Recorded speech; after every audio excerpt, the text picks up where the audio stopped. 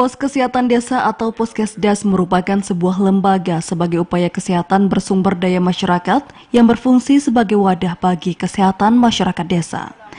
Namun di Desa Gunung Buluh, Kecamatan Panga, Kabupaten Aceh Jaya, bangunan Poslindas yang ada di desa itu terlihat tidak terurus, bahkan sangat memprihatinkan. Bangunan Poskesdas di desa tersebut selain tidak terurus, menurut warga setempat sudah beberapa tahun ini juga tidak ditempati oleh para petugas kesehatan yang bertugas di desa itu. Bahkan Poskesdas setempat juga telah dijadikan kandang ternak warga setempat karena tidak terurus selama beberapa tahun. Walaupun demikian, menurut warga, untuk pelayanan kesehatan bagi warga tidak terganggu lantaran pihak desa memberikan ruangan yang bisa digunakan oleh pihak petugas saat ada kegiatan.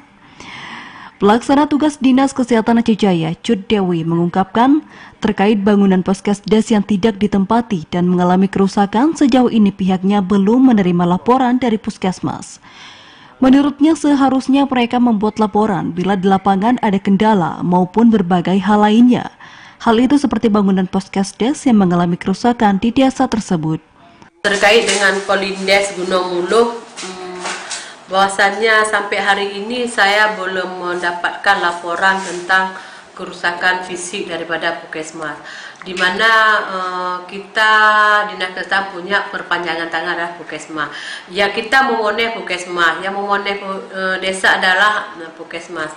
Seharusnya kalau memang ada kendala di lapangan, pihak Puskesmas membuat laporan ke kami, kemudian kita bisa merealisasi untuk pembangunan ataupun relokasi kembali, yaitu dengan cara kita harus menerima proposal, karena sekarang istilahnya kan button up, jadi dari bawah ke atas mengajukan, bukan penunjukannya dari Dinas Kesehatan.